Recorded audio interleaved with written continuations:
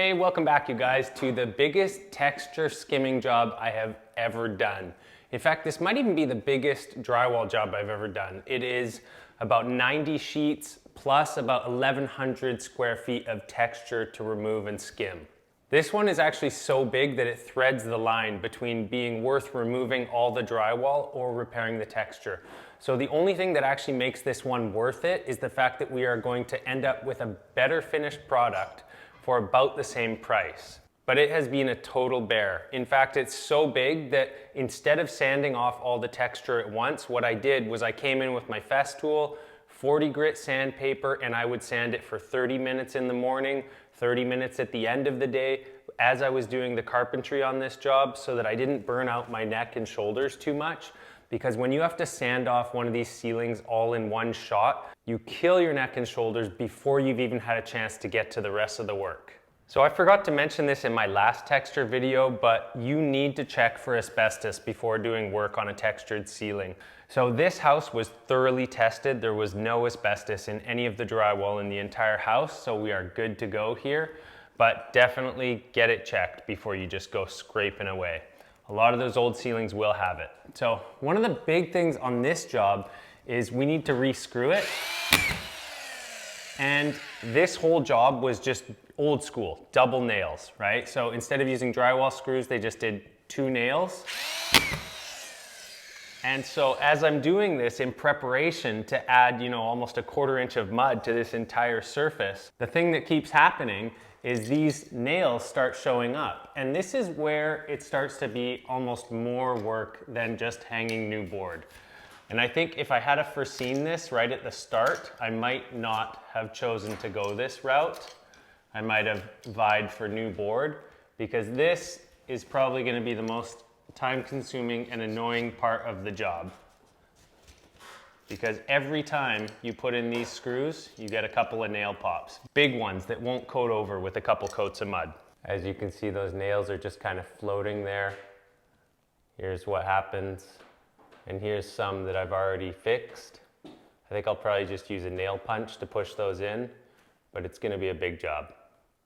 So first things first, I'm going to screw off the whole ceiling. The reason we need to screw off the whole ceiling is because this is held on really poorly by old nails, and as soon as we add a 1/4 inch of wet mud onto this ceiling, the whole thing is at risk of collapsing, or at the very worst, having nail pops over the entire ceiling. You guys, I am so relieved to tell you that this was the worst part of the house where I started screwing this off. So I'm maybe a little over an hour into this of screwing the ceiling off and cutting these out, and I'm well over, I shouldn't say well over half done, but I'm about halfway done. So this puts us back into the realm of this being actually worth the time. I might even put some tapes over top of these after. Pre-fill the screws and then do a quick tape over top of those, just to make sure that they don't come back. But yeah, it's a lot of work, but it's actually a lot less than I thought it was going to be. And some of you might be wondering, well, what's it gonna look like if you don't do that? And I do have a section where I tested out what'll happen if we skim the ceiling. So as always, I did a test skim before committing to what my process was going to be. And you can see some of these are really bad. So if you just go and mud over them, they just start sagging because you've got all that blistered paper. But overall, I could almost 1 coat this in some spots, but I'm not going to do that. I want 2 coats over top of this ceiling. But yeah, you can see those aren't stable. Those old screw pops, nail pops, I should say. You guys also might find it interesting to note just how textured it still is in some areas, like right here, and then how smooth it is. So that's primarily from the unevenness in the ceiling. So the low spots in the ceiling, the saggy spots, sand faster, and the thicker textured spots are where there are high spots. So you can actually start to see the pattern of the joints and also where all the trusses are on the ceiling because of what it's been doing. So over the course of doing this, what I've been finding is if I don't screw near the nail pops, then it doesn't suck it up so much and break it, because there's actually a pretty thick coat of texture on here. It almost seems like it's been textured twice over the years. So it's pretty thick, and what that means is that there's a nice buildup over top of some of them. So if I don't disturb it too much, and I just refasten the sheet gently, then I have less work to do. And I also, if I don't sand it too much, leave a nice coat over top for a base coat. So yeah, in this case, I didn't want to sand all the texture off. I just wanted to make it less aggressive. Like, it was a very thick splatter texture. So now it almost just looks like a light knockdown, and it should skim out really well in 2 coats. All right, so even though I have sanded the ceilings, I have screwed them off, and I'm in the process of repairing all the little bits, there's still more work to do. Because see how nubbly and nasty this is? You can't just go coating in here. You don't want to build your corner like over a 1/4 inch down to hide that. So the next thing is just some good old-fashioned elbow grease. You can either get a paint scraper, and you got to get right in the corners. Here, right here. Because it's the only way that you can get it flat enough to cover in a couple coats easily. And we have to go, I should be wearing a mask, that's pretty dusty, but we have to go around the entire place and do that. So it's a lot less work than coating it 3 or 4 times and having it super coved down, but it is a lot of work. Well, it's time to start coating these ceilings, and in order to get them to the state they are right now, yeah, I carved out each and every one of those nail pops, pre-filled it, and then I taped it with Fibofuse. Yeah, it was a lot of work. Not all the ceilings needed so much work, like this one downstairs is less. And then upstairs, I've done a couple of the rooms already, and I first decided to try using a roller and a skimming blade. And I just wasn't happy with the results that I was getting doing that.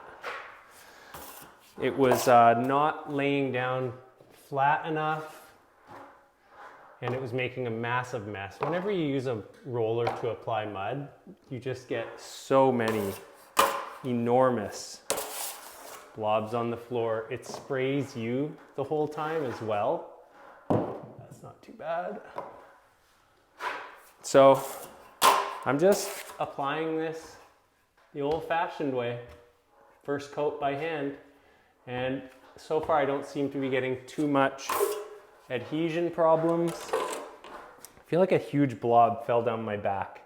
Sure did. I can't even see it, so I can't wipe it off. Can you get that? Good enough? She got as much as she could. I'll get the rest. That's better. But yeah, I have a really hard time getting away on ceiling skims from just good old-fashioned hand-applied work, because I'm able to deal with the dips and dives and discrepancies so much better. It is arguably slower, but yeah, I just find that I do a nicer coat by hand. So that's what we're gonna do, is do the whole first coat all by hand. With the difference between what you're seeing right now and what I'll be doing is I'll be doing it off stilts.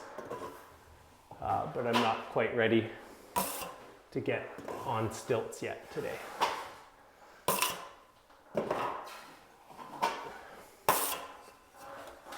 This is getting a little heavy, so let's get rid of a bit.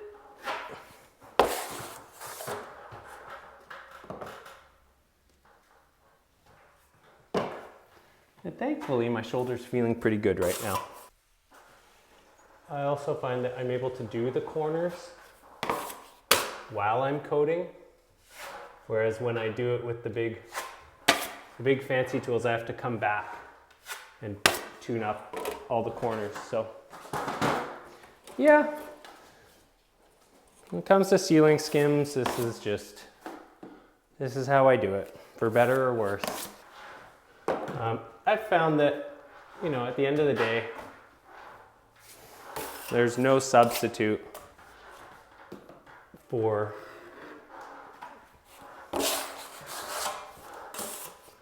the good old-fashioned way sometimes. You're not going to get away from it. So, may as well just embrace it.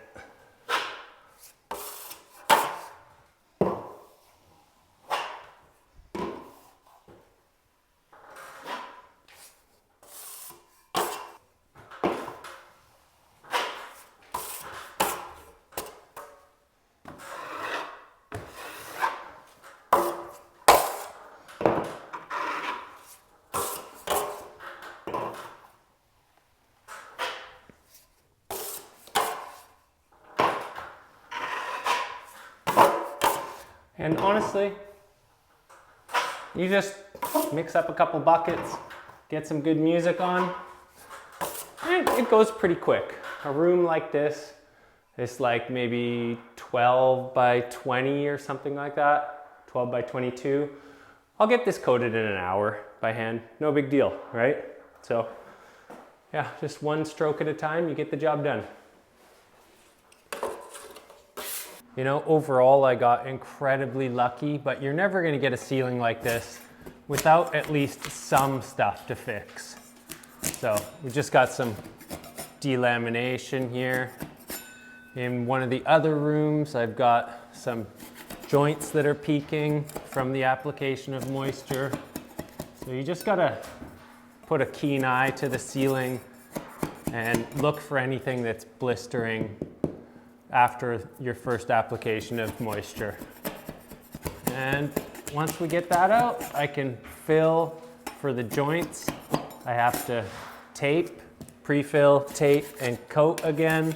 But overall, for a ceiling this old, and this house was actually a grow up at one point, I got off pretty easy to only have a few spots like this to fix after coating. And that's because I did the test spot. Always do your test spot. I wanted you guys to get an idea of what it looks like after the first coat. So you could see I didn't spend much time sanding the texture down, just enough that it doesn't have the big nubs. And then when it dries, it shrinks back into the texture. And it looks like crocodile skin or something. So it definitely needs another sand before the final coat, and I want to show you guys what that looks like. So I do it all with the Festool. I spent 3 hours with this thing over my head yesterday. I can barely lift my arms today, but yeah.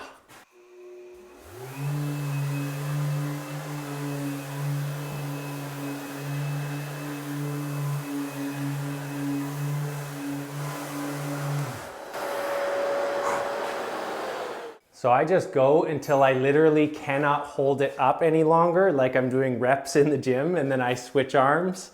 And yeah, it was about 3.5 hours of that yesterday. And as you can see, it's just to get the lift-offs off. So we still have some texture here, a little bit of depth, but it's now ready for a final coat. So not only did I do that for 3.5 hours yesterday, I then skimmed out a massive ceiling for about another 3 hours, and then I could barely lift my right arm at all. So I'm actually doing it a different way today, but I wanted to show you guys how lucky I got, because you don't always get lucky.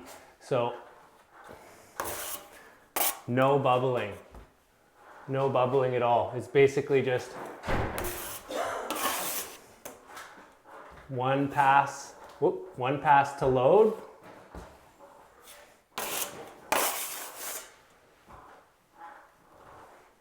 And then I usually do the final pass the other way. One pass.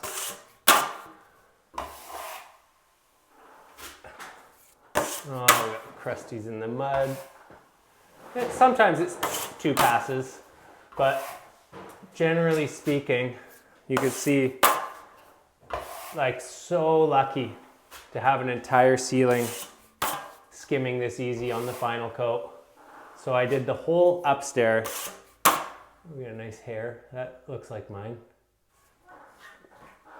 I did the entire upstairs by hand off of stilts just like this. But because I can hardly lift my arms today, I've had to do it a different way, which I'll show you a minute or so, or maybe just in B-roll, because I want to save it for an actual video. But yeah, this is how it looks after the finish coat. Very little sanding. We'll check it out in a bit.